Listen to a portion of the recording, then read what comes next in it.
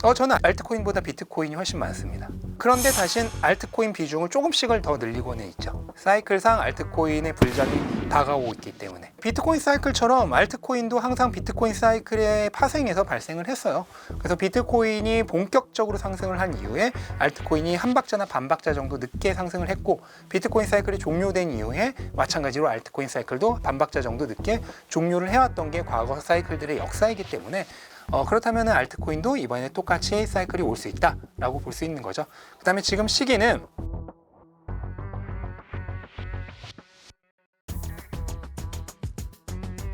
특별한 경제 강의 머니 특강. 안녕하세요, 주식초등학교 여러분. 저는 오늘의 강의를 맡은 신민철이라고 합니다. 알트코인 자체가 이제 비트코인의 그 단점을 커버하기 위해서 만들어진 코인들이거든요. 그래서 초창기 나왔던 게 뭐 리플이나 이더리움인데, 특히 이더리움이 나오면서 이제 판도가 많이 바뀐 거죠. 기존에 비트코인밖에 없었을 때는 비트코인이 나온 지 이미 15년 정도 된 암호화폐다 보니까 프로그래밍상 15년이라고 하면 굉장히 오래된 시간이거든요. 그러다 보니까 이제 속도가 느리고 수수료가 비싸다는 단점이 있었어요.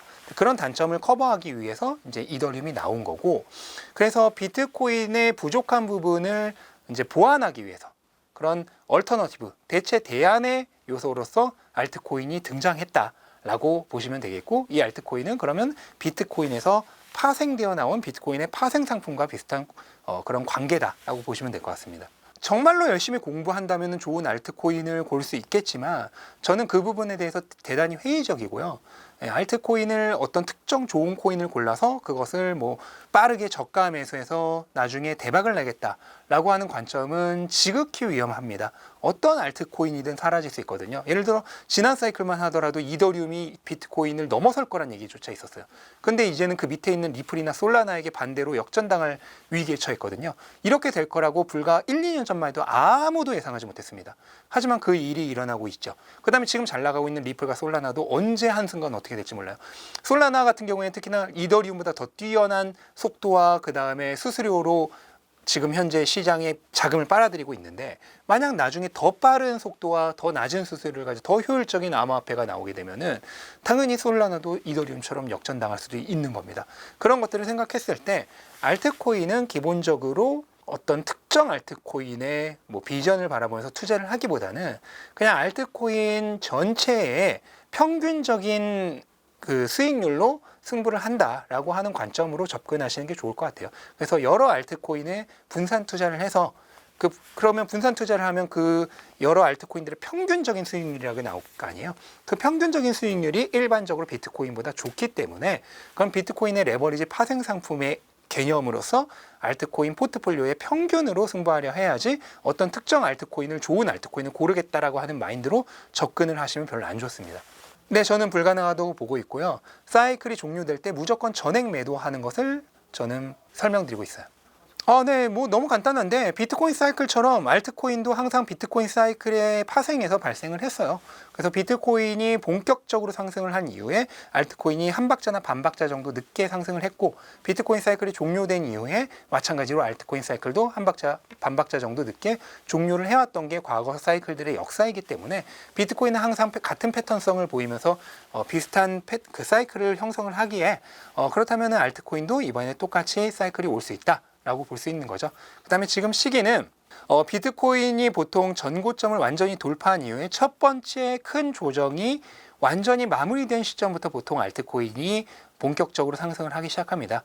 그럼 비트코인이 작년 11월에 트럼프가 당선되면서 정말 제대로 전고점을 돌파해서 10만 달러까지 상승을 했고, 그 이후에 지금 뭐 9만 달러 정도까지 한 번에 메이저 조정을 받았죠. 근데 아직까지는 9만 달러대에 위치하면서 이 조정이 완전히 끝났다라고 볼 수는 없고, 이 조정이 완전히 끝나는 시점, 그러니까 비트코인이 11만 달러를 넘어서 신고가를 만들면서 가격이 계속 올라가는 그 시점 정도부터 본격적인 알트코인 불장이라고 보시면 될 것 같습니다.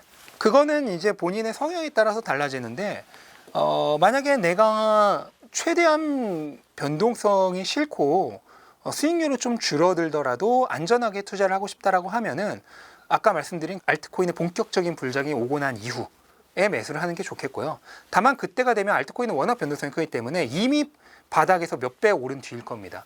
그래서 내가 당장의 변동성을 견딜 수 있고 높은 수익률을 원한다고 한다면은 지금 시점부터 매수하는 게 가능하겠죠. 대신 그만큼 변동성이 엄청날 수 있죠.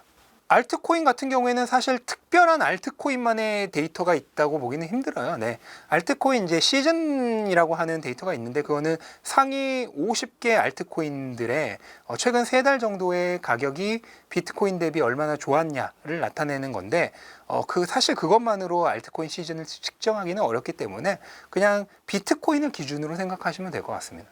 네, 그냥 비트코인의 레버리지 파생 상품이라고 보시면 돼요. 예를 들어 S&P 500 ETF의 2배, 3배 레버리지 ETF가 있잖아요. 그런 개념이라고 보시면 됩니다. 근데 알트코인은 무조건 분산 투자를 하는 게 가장 좋은 방법이기 때문에 만약 내가 어떤 알트코인들을 골라야 될지 모르겠다고 하면은 그냥 알트코인 중에 시가총액 1위인 이더리움부터 10위까지를 그냥 똑같이 10%씩 담는 게 가장 확실하면서도 안전한 방법이고요. 만약 내가 알트코인에 대해서 좀 공부를 하고 싶다라고 하면은 알트코인 안에서도 여러 가지 섹터들이 있어요. 뭐 AI라든지 밈이라든지 여러 섹터들이 있는데 그 섹터마다 퍼포먼스가 다르거든요. 근데 어느 섹터가 더 좋을지를 확신할 수 없기 때문에 여러 가지 섹터에 있는 코인들을 뭐 한 10개에서 20개 정도 이렇게 담는 게 있겠죠. 만약 그런 코인들에 대해서 알고 싶으면은 제가 쓴 책인 알트코인 하이퍼사이클에도 그 내용들이 자세히 담겨 있으니까 한번 읽어보시면 도움이 될 것 같습니다. 방금 말씀드린 포트폴리오를 구성하는 게 우선 가장 중요한 리스크 전략이고요. 그 다음으로 취할 수 있는 전략 중에 가장 대표적인 게 리밸런싱이에요. 예를 들어서 내가 알트코인 2개를 가지고 있는데 A 코인과 B 코인을 똑같이 반반씩 맞췄다고 하면은 A 코인이 가격이 오르고 B 코인이 가격이 떨어지면 비중이 바뀌겠죠.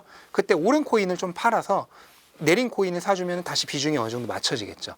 그렇게 되면 올랐던 애는 이제 또 조정이 오기 쉽기 때문에 그때 가격이 내릴 수가 있는데 나는 미리 팔아놨고 그다음 가격이 내린 애는 저가 매수가 들어오면서 가격이 오를 수가 있는데 미리 사놨기 때문에 어느 정도 리스크를 조절할 수 있겠죠.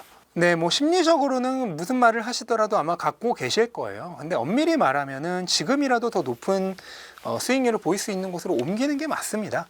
왜냐면 내가 A라는 코인을 샀는데 걔가 마이너스 50%가 돼서 5,000원이 됐어요. 근데 이 코인 자체가 별로 비전이 없어 보여요. 반면 지금 막 떠오르고 있는 B라는 코인이 있어요. 그러면 A라는 코인을 그대로 가지고 있어서 얘가 다시 2배가 돼서 10,000원으로 돌아갈 확률과 지금 막 떠오르고 있는 B라는 코인을 사서 얘가 2배가 돼서 10,000원이 될 확률 중에 어느 게 더 높은지를 생각을 해봐야죠. 근데 꼭 무조건 파는 게 옳다라는 건 아니고요. 내가 가진 코인이 비전이 있는데 지금 일시적으로 가격이 떨어진 거라고 생각하면 팔아서는 안 되죠. 그 다음에 B라는 코인이 지금 막 떠오르고 있지만은 너무 순간적으로 과매수되어 있다 라고 하면 오히려 조정이 올 가능성이 높잖아요.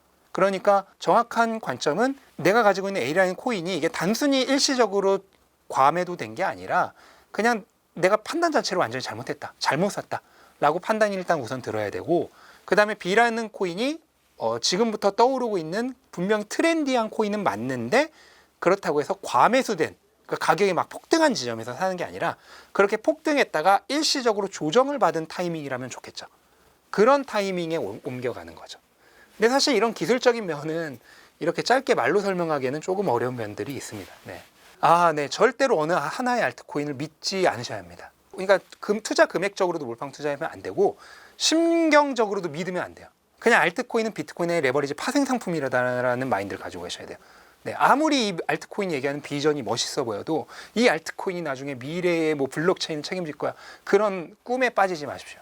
적당한 거는 이제 본인의 투자 성향에 따라 달라지는데요. 다만 아무리 공격적인 투자자라도 저는 최소한 50% 정도는, 절반 정도는 비트코인을 가지고 와야 된다고 보고요. 나머지 이제 50%에서 본인의 성향에 따라서 정할 수가 있는 거죠. 그래서 나는 공격적이다고 하면은 알트코인은 50%까지 담을 수 있는 거고, 나는 보수적이다고 하면은 알트코인은 한 10%에서 20% 정도만 투자를 해서 그냥 비트코인 대비 약간의 추가 수익률 정도만 더 거두자라는 마인드로 접근하는 게 좋을 것 같습니다.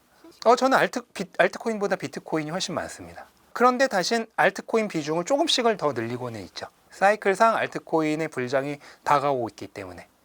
이더리움은 지금 분명히 트렌드에서 뒤처지고 있는 것은 맞는데요. 하지만 그럼에도 불구하고 이더리움이 절대로 다른 알트코인 대비 뒤집힐 수 없는 장점이 분명히 있는데, 그거는 역사입니다. 10년이라는 시간 동안 암호화폐 시장에서 2위 자리를 지켜온 역사가 있기 때문에 그 역사는 곧 다른 말로 번역하면 신뢰거든요. 네, 그 오랫동안 쌓인 신뢰는 쉽게 무너지지 않아요.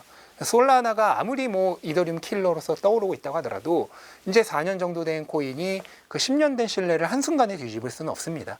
그래서 분명히 이제 향후로도 솔라나와의 격차는 점점 좁혀지겠지만 그렇다고 해서 이더리움이 뭐 한순간에 무너질 거라든지 그렇게까지 비관적으로 생각하지는 않아요. 장기 투자는 무조건 알트코인은 하지 않아야 됩니다. 네, 비트코인만이 장기 투자가 가능한 자산이고 저는 그 비트코인조차도 사이클 투자를 더 얘기하고 있죠. 보통은 비트코인 사이클이 종료된 이후 2주에서 4주 정도 뒤입니다. 비트코인이 언제 끝날지 정확히 예측할 수 없기 때문에 명확하게 얘기할 수 없지만 올해 말이 되겠죠. 두 가지 측면이 있는데요. 첫 번째로 자세히 공부해 보시면은 처음에는 암호화폐가 더 어렵고 뭔가 감이 안 잡히는 것 같지만 막상 공부해 보면 암호화폐가 주식보다 한 1000배는 쉽습니다. 왜냐하면 주식은 그 기업의 전망이라고 하는 것을 사실 아마추어가 분석해낸다는 것 자체가 거의 불가능에 가깝거든요. 왜냐하면은 목표 주가를 한번 봐보세요. 애널리스트마다 목표 주가가 뭐 10배 차이가 넘게 나요. 그거는 전문가들도 전혀 평가를 못하고 있다는 얘기예요. 근데 아마추어가 어떻게 평가를 합니까? 심지어 그 예측 그 기업의 전망이라고 하는 건 계속 바뀌어요. 도저히 알 수가 없고 또 어느 하나의 기업만 할 수는 없잖아요. 주식 같은 경우에는 그래도 어느 정도는 포트폴리오를 갖고 일정 부분 분산 투자를 하는 경우가 많은데 그러면 한 3개만 분산 투자를 한다고 하더라도 하나의 기업도 그렇게 판단하기 힘든데 3개, 4개를 따라잡기란 건 거의 불가능하거든요. 또한 전체 산업 내의 시류라고 하는 것도 계속 바뀌어요. 트렌드도 계속 바뀌고. 근데 암호화폐는 그냥 쉬워요. 기본적으로 비트코인만 공부하면 돼요. 그리고 뭔가 바뀌는 게 없어요. 그럼 비트코인의 관점이라고 하는 것은 금을 대체하는 구매력 저장수다 이런 거 하나로 결국은 통일되기 때문에 공부할 것 자체가 없어집니다. 한번 공부를 하고 나면. 그런 의미에서 비트코인이 미국 주식보다 일단 훨씬 쉽다는 측면이 가장 큰 장점이라고 볼 수 있죠.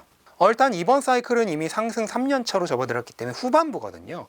그러니까 이번 사이클에서 이미 뭐 한방 역전할 그 정도의 수익률은 조금 현실적으로 기대하기 어렵고 만약 그런 거 하려면은 이제 시가총액 낮은 위험한 알트코인에 몰빵 투자 이런 거 해야 되는데 그런 거는 이제 한방 역전 당하기 딱 좋죠. 그러니까 그런 욕심 부리지 마시고 이번 사이클의 남은 기간 동안은 좀 비트코인이라고 하는 것에 대해서 공부하는 시간 그 다음에 사이클에 대해서 경험하는 시간으로 가지면 되게 좋을 것 같아요.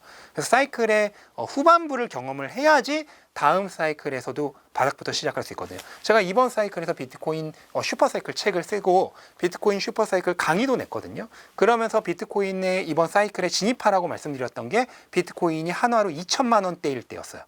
그때부터 제가 비트코인 사라고 했는데 거의 아무도 안 들으셨어요. 네. 그럼 왜 안 들었냐? 비트코인에 대해서 모르고 경험이 없기 때문에 안 듣는 거예요. 그럼 다음 사이클에서 봐봐요. 제가 다음 사이클의 바닥에서 이제부터 들어가야 한다고 해도 비트코인에 대한 공부가 안 돼 있고 경험이 없는 사람이 들어갈 수 있겠어요? 못 들어가죠. 그럼 어떻게 하면 다음 사이클 바닥부터 잡을까? 이번 사이클의 후반부를 경험해 봐야죠. 그래서 이번 사이클에 남은 한 10개월 정도의 후반부는 내가 뭔가 엄청난 수익률을 거둔다 라고 하는 관점보다는 이 비트코인에 대한 공부, 그 다음 비트코인 사이클에 대한 경험을 함으로써 다음 사이클을 바닥부터 잡을 수 있는 그런 기반을 마련해 둔다 라는 관점에서 한번 꼭 경험해 보셨으면 좋겠습니다. 네. 마지막 3년 차가 가장 화려한 상승률을 보이는 시점이기 때문에 중간중간 조금 어렵고 힘든 점이 있다 하더라도 꼭 사이클 끝까지 완주를 하셔서 원하시는 수익률 걷어가셨으면 좋겠습니다.